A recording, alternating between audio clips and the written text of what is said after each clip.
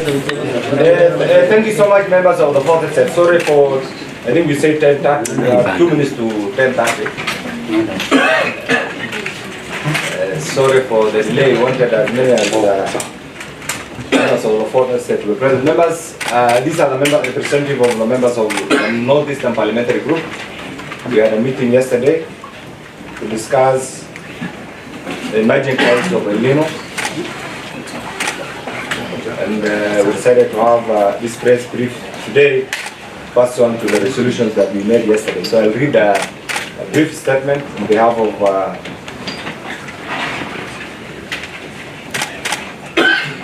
including Tana River. So press statement, Northeastern Parliamentary Group. The Northeastern Parliamentary Group demands urgent action, urgent government attention, and action in the wake of the Elnino floods. We, the members of the Northeastern Parliamentary Group, have convened an emergency session today to address the escalating humanitarian crisis caused by the devastating effects of the ongoing Elnino rain in the region that continue to wreak havoc and inflict pain on the communities across the wider region. The growing impact came after the first region started receiving Elnino rains earlier than most part of the country, experiencing the same, making it the worst hit area as the longest in suffering the Elnino effects. It is therefore noted that our people are bearing the painful brunt in this unprecedented crisis as the region grapples with the severe impact of the ongoing floods that is experienced immediately after a long season of drought and famine. You are aware that recently, just a few months ago, we had serious drought in that particular region. The relentless rains have resulted in massive destruction of critical infrastructures. You have seen what happened to the main road between Garissa and Mwingi, displacement of communities, and the looming humanitarian crisis that demonstrates, that demands the immediate attention and action by the government. All major towns and villages have been marooned by the floods, making the expansive region completely cut off from the rest of the country after vital entry roads being unprecedentedly swept off at Madogash, Kutulo, and most recently yesterday, that is the Tula Bridge that links Garissa to Nairobi. Suffering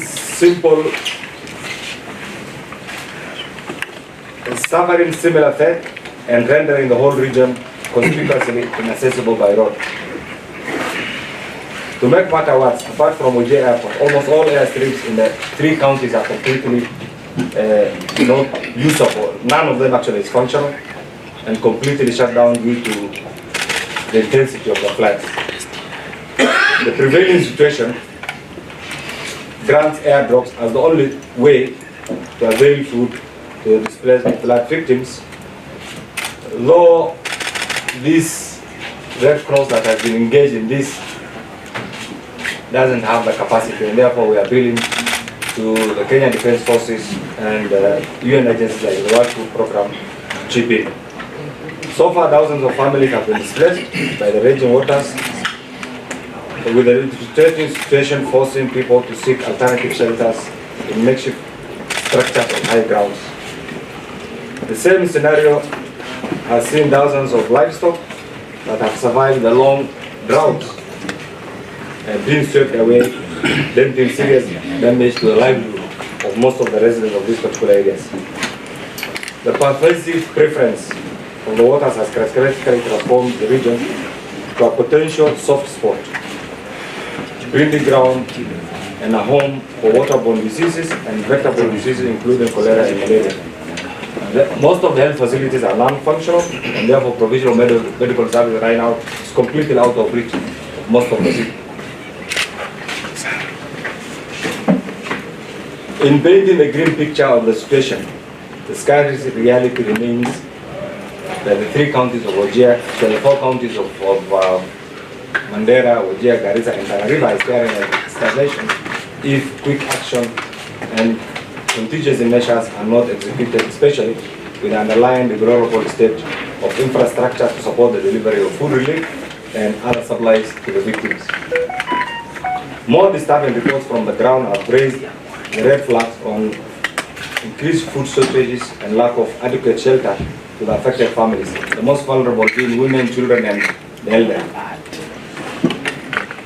With military precision in tightening up all loose ends to arrest the crisis, therefore the situation calls for immediate action and comprehensive interventions to alleviate the suffering of the affected population.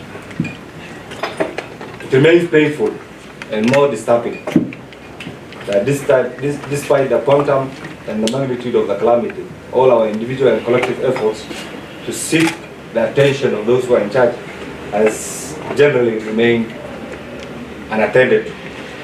We therefore continue to call on the government to swiftly design all applicable mechanisms needed as a matter of priority to avert loss of lives and mitigate the long-term effects of this humanitarian crisis. As a matter of extreme urgency, we implore the government to act on the following strategies. First, declare the Elnino rains and floods as a national disaster. To date, what we have been seeing is just lip service. We are yet to see any meaningful, well-collaborated, well-coordinated action from the government.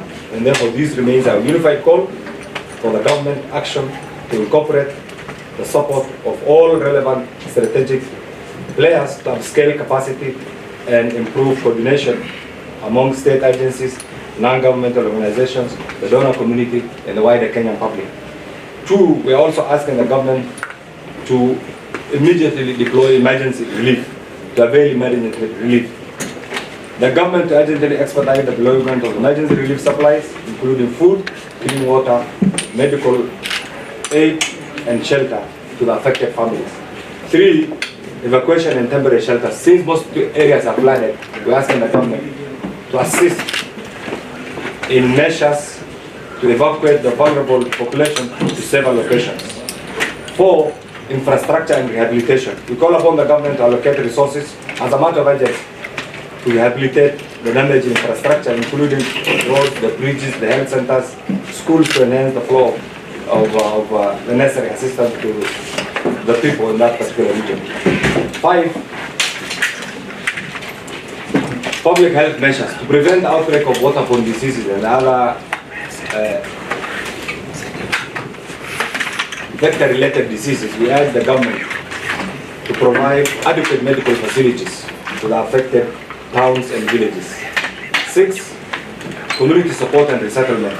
We are also asking the government to provide urgent assistance for the households to rebuild their lives, including financial assistance, livelihood support, and plan for sustainable resettlement. And seven, we need the government to decisively act in order to save lives and the property of these communities who have been affected by the Elnino floods. Thank you.